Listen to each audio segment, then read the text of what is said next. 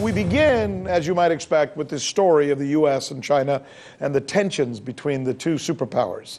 This is a story, by the way, that could affect the entire planet from both an economic and a geopolitical standpoint. And it's happening at a time when there are already existing economic issues, as well as other issues of sovereignty and wars, well, that are right up the alley of our next and first guest. Here now is former Congressman Dr. Ron Paul on the question of whether the United States should have arrested this Chinese business executive. Hardly. I think they're on very shaky legal grounds, but if you just go back to a little common sense, it doesn't make any sense whatsoever. No, and some of the so-called excuses for this is, we're the dominant power and we have to throw our weight around and people have to do what we tell us, what we tell them. So I don't understand why Canadians will oblige us and go and do these things. But this whole idea that, oh, well, maybe they have violated our sanctions. When we put sanctions on Iran and people are supposed to obey us, that's the part that bothers me. I don't like that attitude. I don't think it's necessary. I think it provokes people. I think it endangers us, and it's not good for our national security. And now, and one thing is there may be a few people agreeing with that assessment because all of a sudden, the other day it wasn't too good on the stock market and it's not doing real well now. And it's a reflection of this disruption in common sense in talking to people and practicing a little bit of diplomacy. By the way, though, and I should mention that I made you a senator, and you should thank me for the promotion. I think I was thinking of your son, Dr. and Congressman Ron Paul. Okay, let me fire back at what you just said. Now, the Trump administration is saying that they're convinced Iran is building nuclear weaponry, and they believe they have to do everything possible to isolate them, and that is what they would use as their defense for arresting this executive. What would you say to that? Well, I'm sorry, because I lost the last half of that sentence.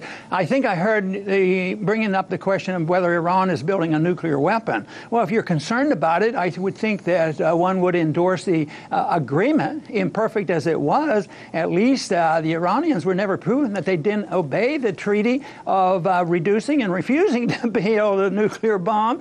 So I would say it's made it worse by us getting out of it. I don't think they have the evidence. I think the UN inspectors that went in there have always verified that they have obeyed the rules and regulations and that they weren't guilty of disobeying the rule, the treaty. So I think it was a big mistake. I think it's going in a wrong direction. And for us to be obsessed with, our foreign policy has to be tough. We have to make sure that Iran never gets a nuclear weapon.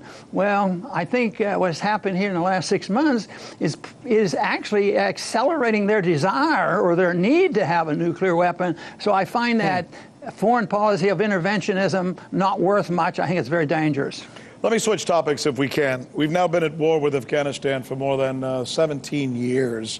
And Mr. Trump recently blamed Pakistan, in fact, for not helping us enough. Here's what Pakistan's Minister of Human Rights said today. I want you to take a listen and then respond on the other side. Here she is. The problem with the Americans is that the policy has been exposed to being wrong. Their policy has failed. Their military approach has absolutely failed. There is more chaos, there is more terrorism, there are more deaths now in Afghanistan than ever before, despite a heavy NATO and US military presence. So the Americans have realized what we had realized a long time ago, that at the end of the day, you have to come to the dialogue table to bring about peace. What do you make of that? Well, I think it's a great statement. And what she is actually saying is, in a very subtle way, describing the foreign policy that our institute promotes. And that is a policy of foreign non-intervention and mind our own business. Stay out of there. Don't put sanctions on people. Don't throw our weight around. Don't put our military up on the borders of Russia. And all these things would just make it worse. And then when you get involved in, Pakistan and India and Iran and Iraq, You know, we who follow this non-interventionist procedure, we've been arguing the case. Why are we there? And I don't think you can get a better manager and solve the problem. It isn't a lack of a good manager, a good military manager. It's the fact that the policy's wrong, the policy of interventionism. They say, oh, that's isolationism. It isn't isolationism. It's addressing the people around the world in a friendly manner, in a manner of trade. And that's why we don't like all this protectionism and sanctions. We want to talk to people. We want more freedom of movement and sharing of trade and all these things. But I think it's tragic in the way we're going, and unfortunately it's a foreign policy. It's Donald Trump speaks out loudly about it, but believe me, the foreign policy of intervention has been around a long time. And just think of what we have done in the United States since World War II. We don't even follow the basic premise that our governments aren't supposed to go to war unless the people endorse it through a vote in the Congress. We don't do that anymore. So we have gone way out of our way to look for enemies. I think it's a tragedy. I think it will do us harm because I think we'll be like all other empires. We won't be able to afford it. And right now, I think it's very shaky. What you're seeing in the markets now is a sign that this is not going to last. And besides, when we tell people what to do, eventually we gain more enemies and less friends than the people that we should be friendly with. You know, there's something interesting going on right now I think you're going to relate to. For the longest time, it was the hardliners, the conservatives, the neocons, the right, the Republicans, your party, who were the ones who were really super anti-Russian. Then after the Trump election, it seems like the left has become extremely anti-Russian for some obvious reasons. And now it almost seems like because the left is being anti-Russian, the Trump administration is having to be anti-Russian. It's like the perfect storm, right? Like a trifecta. Here's a response today from a Russian official reacting to the United States threats of getting out of one of its treaties. Take a listen. One gets the impression that the ground is being laid for the eventual termination of START 3. The US has identified a certain missile and claims that it was tested at a distance prohibited by the treaty. Our data says that both the distance and the conditions of the test were in accordance with the treaty. What do you make of the anti-Russian environment and the comments by Lavrov today, wondering why the United States is wanting to get out of one of its START treaties? Well, he makes more sense than sometimes what I hear in my own country.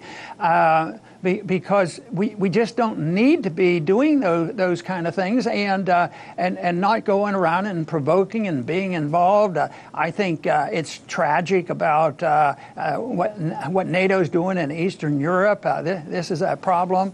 So I think that we're just going in the wrong direction, and that someday we're going to wake up and we're going to find out that we're going to have to change our way, because not only will this policy fail and it will make more enemies and friends, we're going to go broke.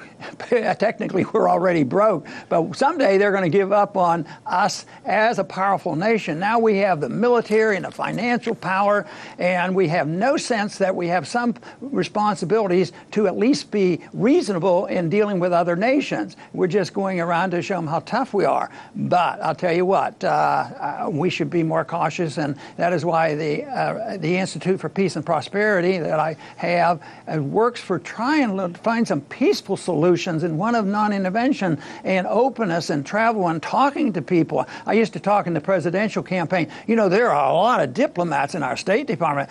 It's about time we started using them, but we don't seem to do it. We have a lot of noise. One thing we can't figure out is, you know, Trump says some things and he wanted to be friends with Russia, then all of a sudden he ended up with a bunch of neocons in his administration. So that's a real quandary for me. Well, you know what? It's always a pleasure having you on, Congressman, Doctor, and it's good for you and I to have this conversation once again. Look forward to talking to you again.